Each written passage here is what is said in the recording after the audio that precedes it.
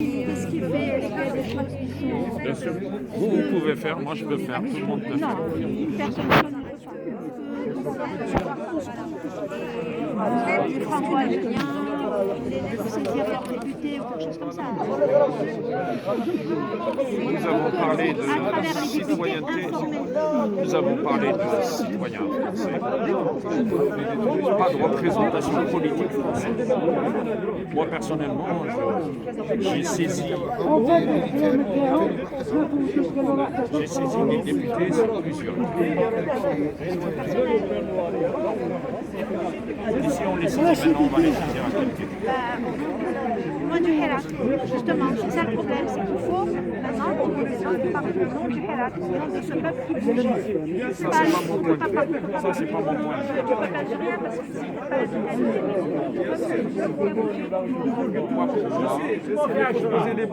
pas Par la délégation régionale Ah oui, d'accord.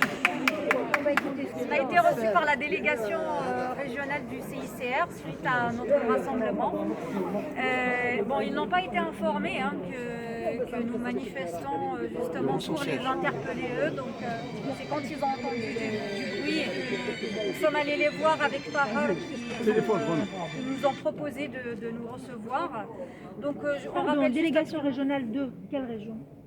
Pourquoi vous parlez? Vous avez été reçu par une délégation régionale, vous dites? Du CICR.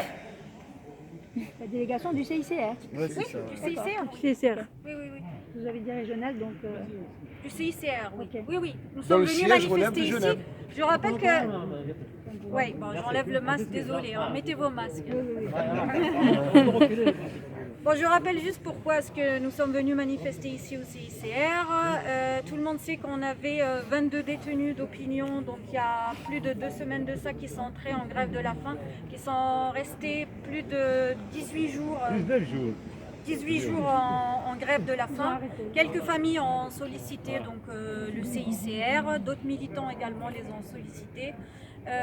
Donc pourquoi le CICR? Parce que le rôle c'est les détenus, c'est aussi de rendre visite aux détenus, spécialement quand ils sont en grève de la faim, donc s'assurer que les conditions humaines sont respectées, que les normes internationales sont respectées, s'assurer voilà, qu'on leur donne les soins qu'il faut, etc.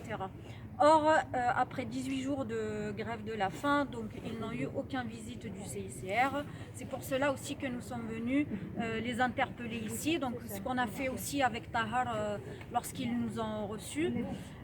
Donc ils nous ont expliqué que la stratégie du CICR diffère un petit peu des autres associations, dans le sens où leur but ce n'est pas de faire du bruit, mais ils ont une stratégie plutôt qui est orientée envers la discrétion.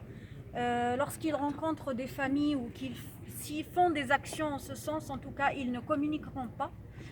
Car tout reste confidentiel et que pour qu'on leur donne finalement l'accès aux prisons, il faut qu'ils discutent avec les autorités algériennes.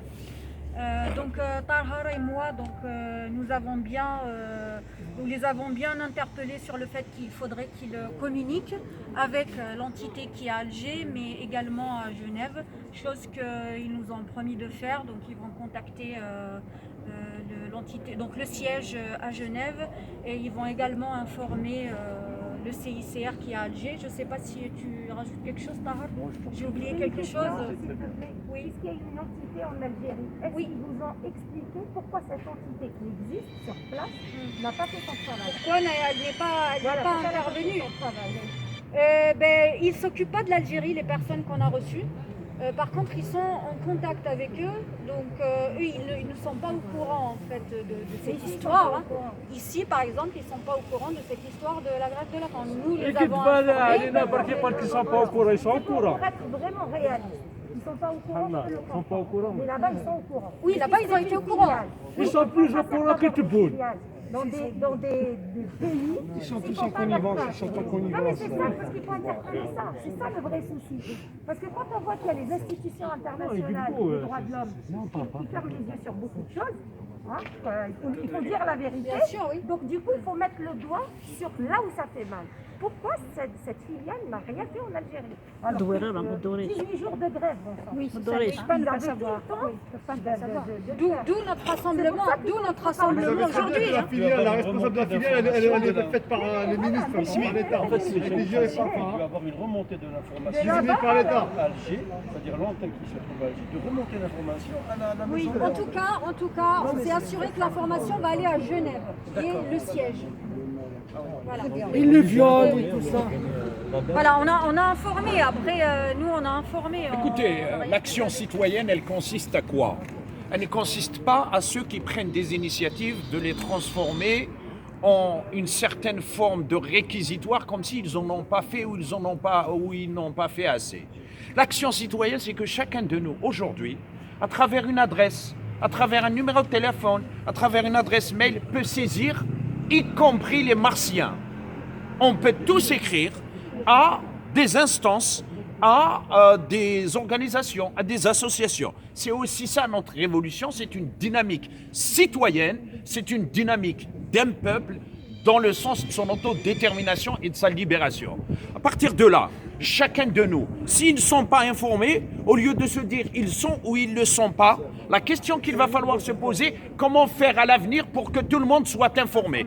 Donc, première solution, c'est qu'à l'avenir, à chaque fois qu'il y a quelque chose, chacun de nous prend les adresses de toutes ces organisations humanitaires, sociales, des peuples, pour les rendre publics afin qu'on puisse leur écrire et les tenir au courant. Premier élément. Deuxième élément, même si ils disent qu'ils ne sont pas informés alors qu'ils sont informés, il y a aujourd'hui ce qu'on peut appeler des manifestations qu'on peut organiser sur Internet. Il y a des marches sur Internet, il y a des rassemblements sur Internet. On prend une adresse sur, par exemple, les réseaux sociaux, pas Facebook, Twitter. Pour Twitter, on prend par exemple une phrase qu'on va tous retweeter sur une adresse, un hashtag sur Twitter. Donc tout ça là, on peut le faire pour que ce qui se passe en Algérie en matière de non-respect des droits des êtres humains, en matière de non-respect des libertés individuelles et collectives, en matière du non-respect des droits des enfants, Droits humains, déjà. des droits humains. Merci beaucoup, madame. Je vous en remercie du bon cœur. Des vivants. Ils ne respectent pas non plus ceux des morts. Ils ont bien caché la dépouille d'Amir Rochid Silhaouas, madame. Ils n'ont pas de dignité, ils n'ont pas d'honneur, madame. Quand on enlève un enfant à sa mère, un enfant, que cherche un enfant si ce n'est pas l'amour de sa mère? Que cherche un enfant? Que cherche la mère que cherche la mère qui met tout dans son enfant? Il est sa richesse, il est son trésor.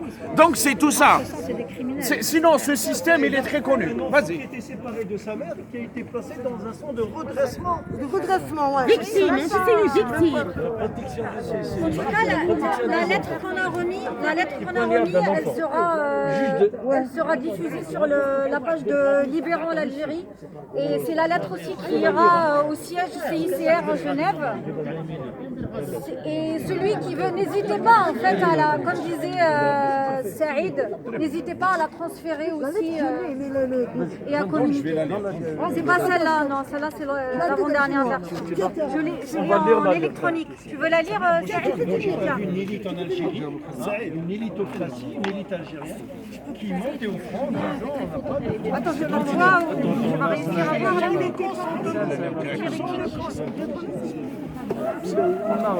ضغط بس. Ah, tu l'as en écrit.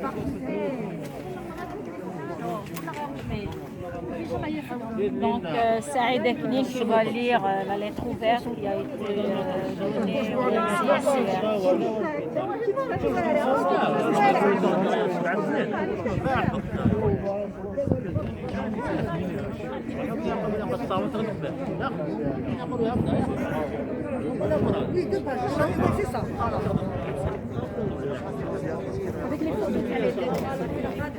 Exact, oui, bien sûr, bien sûr. Tiens le téléphone si tu veux. Ouais.